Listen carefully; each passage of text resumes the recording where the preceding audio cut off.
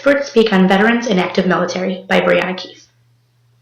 Just an overview, military is defined as of, for, or pertaining to the Army or armed forces.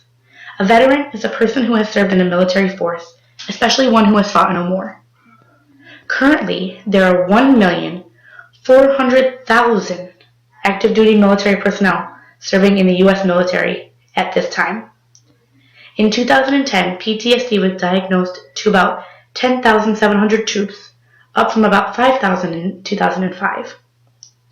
PTSD has an occurrence of 11 to 20% in veterans of solely the Iraq and Afghanistan wars.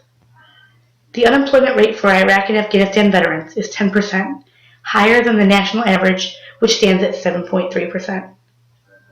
There are 21.8 million veterans in the United States. 20.2 million are men and 1.6 million are women. Meet the experts. Brett Moore has his doctorate of psychology, and he has his master's in clinical psychopharmacology. He is a former military psychologist and is a current author and editor, and he is a clinical psychologist. He specializes in cognitive behavioral therapy, PTSD therapy, and pharmacology. Craig Bryan has his doctorate of psychology and counseling. He's a former military psychologist, and he currently works as the lead risk management consultant for Strong Star Research Consortium, and he investigates treatments for combat-related PTSD incidents among military. He also specializes in cognitive behavioral therapy. Brett Moore. From his point of view, comorbidity is high, with only 17% diagnosed solely with PTSD between both veterans and active military. It's chronic. 40% of those with PTSD show significant symptoms well after first diagnosis. PTSD is a risk factor for suicide. And finally, health issues are more prevalent in those with PTSD, meaning those with PTSD usually have more health issues than somebody who hasn't been diagnosed.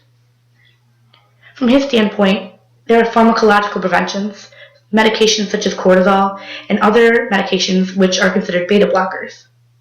Psychological approaches, which are cognitive behavioral techniques such as relaxation and exposure to memories. For more information, you can go to www.apa.org. Craig Bryan. He believes recurrent and intrusive recollections of traumatic events which can be caused by the tense fear and terror of combat. Essentially, he believes that PTSD is recurrent and is very, very intrusive in memories.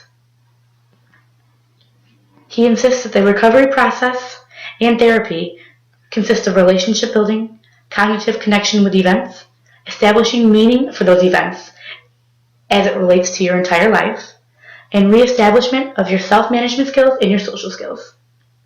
To do this, he uses cognitive behavioral therapy. For more, you can go to www.ptsd.va.gov. As you can see, Moore and Bryan have a plethora of differences.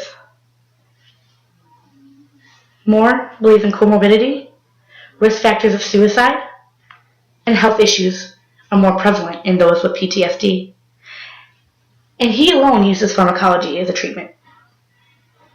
Bryan, on the other hand, uses plenty of cognitive behavioral treatments, relationship building, cognitive connection, meaning, and reestablishment of skills and management skills.